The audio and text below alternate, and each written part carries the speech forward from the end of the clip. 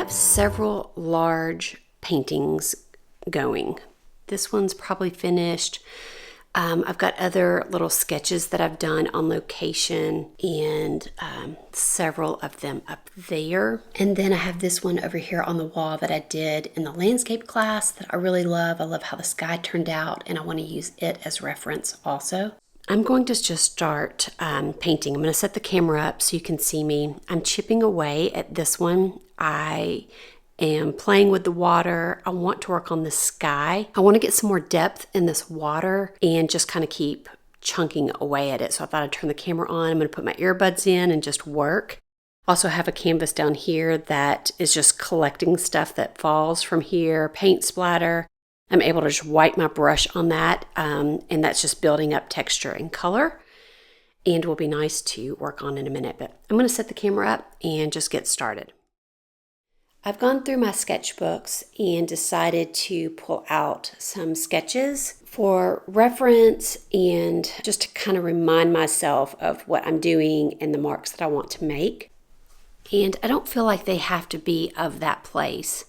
Now this one right here is, but there's some things in the water that I really like the movement and the marks and the colors. So I want to remind myself of that. There's also this one of a lake visit, and I really like the colors and movement in the water there. And then I pulled out this one. This is the one that I'm actually working from, and that was the original inspiration. And I do like this really dark watercolor. I've added a lot of texture and color, and I'm not sure if I want to keep it that way. So what I want to do is add some kind of top layers of movement, like the reflections and ripples, and see if that helps. And if it does not help, I think I'm just going to take it back to a really beautiful blue and simplify it.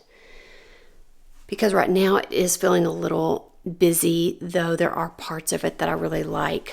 I really love this little area here.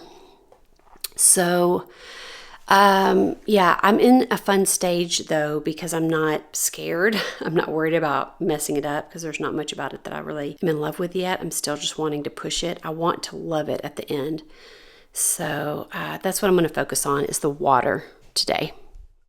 I feel like you guys are here for what I give you, not just for how to lay paint down, but for the whole mental, how to think through things, the process of an artist. I'm in a season right now where I'm not feeling good. Short story is I've had to get off all my allergy medications because for a week, because they're going to be doing some more testing on me. And I'm like day 3 or 4 in, I think day 4 in.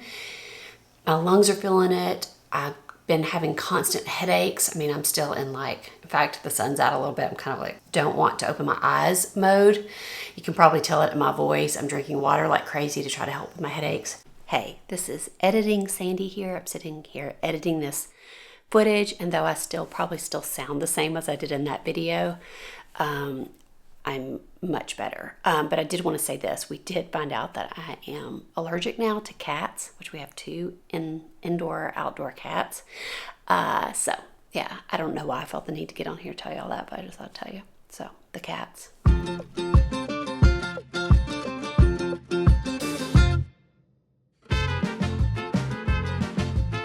But the reason that I wanted to jump on here is to share the fact that I could not have done that like 3 or 4 years ago, painted when I felt that bad, when I had headaches, because I didn't realize the importance of keeping a flow and the momentum of creating. But yesterday I painted for hours, and I ended up having to turn all the lights off, but I've kept the skills up of keeping all the things sharp. And when I say that, it's not just painting skills. It's knowing how to use all my materials and keeping that sharp. It's the ability to be able to sit down and not care if I have anything turn out good. It's the things of keeping things sharp, of the thought process of knowing that I can create, and I can create bad stuff. It's not wasting paint or material because all of it feeds into the good stuff. And the more I can keep that momentum and keep the sharpness of being able to enjoy creating and that not equal something good is invaluable to me. And to be able to create art when I'm not feeling good feels like such a gift to me now. That's why I want to encourage you to just work and create. I feel like I've gotten things too busy, so now I'm going to just start simplifying and not think about it. I'm just going to plop some paint on. If you feel stressed about using up good material to do that, scale down. Go buy cheap stuff, because this is not stuff that you're going to be selling. Who cares if it spans the time and is archival? Who cares? Like, I just do not care. I am after creating. Now, the pieces that I'm going to sell, yes, that's important to me that that's archival, obviously. But if I'm just playing, I don't care. And I'm still learning so much when I'm playing. I feel like the whole process in the way that I paint and work, I know a lot of you guys are after that. You want to be more prolific and you want the finished paintings. But as an artist, those of us that like have to have it, have to create, we're always doing this kind of behind the scenes backroom work, always. And it just feeds into all the other stuff. So I felt like it was important to share. I hope when I watch this footage back, I'm not like, what is she talking about? And I also just thought it was important to share it because I don't feel good. And I am so thankful to be at a place where I cannot feel good and still create. I've worked hard at that. And for years I wanted that. And I think sometimes people do just wait to paint when they feel the inspiration or feel good or everything's like the timing's right and all of that. And that's just not what I've been doing for years now. I've been just constantly working and grasping for little bits of time whenever I have it. You know, if Grady's run in to go pick up our burgers or pumping gas even, I grab out my little purse sketchbook and I'm drawing, not even looking at the page, but drawing the tree or whatever's around me. And those things keep me sharp in so many ways. Looking, observing, mark making, knowing my materials, keeping the creative eye sharp. There's so much to it. And it feels so yummy and exciting and rewarding when I'm able to have a banging headache and paint. And would anybody ever buy this or put this on their wall? No. But these things are informing the big paintings. Okay, here's where I am at this point. I've worked on the sky a little bit and the water. I'm going to stop. I've got a headache. I've got bad allergies and my head is hurting. So I think I just want to stop and assess and look at it another day. I will say this though. This one down here is making me so happy. There's a lot of just nice abstraction going on. I thought I would just show you what that painting was doing to me and what I've done with it. I wasn't trying to make this a painting, but it turned out this abstract kind of landscape. To me, it reads landscape, and I've not been able to paint over it because it has been so inspiring. So the other day I just wanted to paint, I just wanted to wet a brush. So I set this over on the floor and did a bunch of maybe 3 or 4 paintings from that painting. They're all just abstract, but I do feel like they read landscape because they kind of look, they have parts of them that look like little clouds. Why am I doing this? I don't know. Clouds in the sky, water, mountainous. They have very earthy colors about them. And one of the things I love about introducing abstracts like this into my work, because I have other sketchbooks that I do just abstracts in, there's things that it teaches me. Like in this abstract painting, can we call it a painting because it was accidental? I don't know. There's these yellow bits in it, but they look like clouds, the way that they're laying on the surface. And I normally wouldn't paint clouds this color, but I love it. And so it's making me think differently about pushing colors in a landscape. And all the paintings that I did from this, I have no idea if y'all are gonna like them. Usually things like this that I love, nobody else likes, and that's fine. But they have me so like fired up and inspired. So I just thought I'm gonna just show you. Take it or leave it, people. This is what you're here for, to see the variety of what I do in my studio. And this is kind of landscape-ish. Landscapey? Land, whatever. Okay, let me show you. Here's the first one I did, and I absolutely love this. I don't know why, and I'm not sure anybody else is going to love it, but I love it. I love how this kind of reads as a mountain. This reads as like water and a reflection. There's kind of stormy clouds coming in. I don't know. I love it. If this was on a big canvas, I'd put this on my wall. Okay, then the second one I did was this one. I'm not sure I love this one as much, but there are definitely things about it I like. I wanted to kind of pack a little more into the whole page. Oh, that's still wet. That's interesting. That's like tacky right there. That's why the page keeps sticking together. Something right here keeps sticking together too. I obviously used something. I don't know. I need to do something about that. So there's that one. And then I did a small watercolor that I think turned out really sweet. This is in my smaller, like 5x8 or 7. The other two sketchbooks I used were Stillman and Byrne, and on white paper.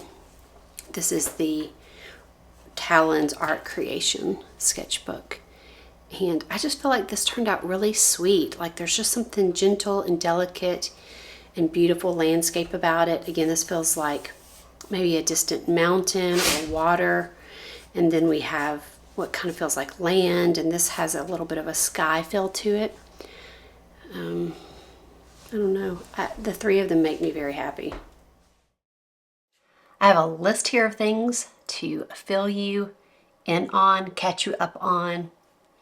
Important things on this list. First, if you haven't heard, I've got a new landscape class out. It's called Taking Notes in the Landscape. It's an online class.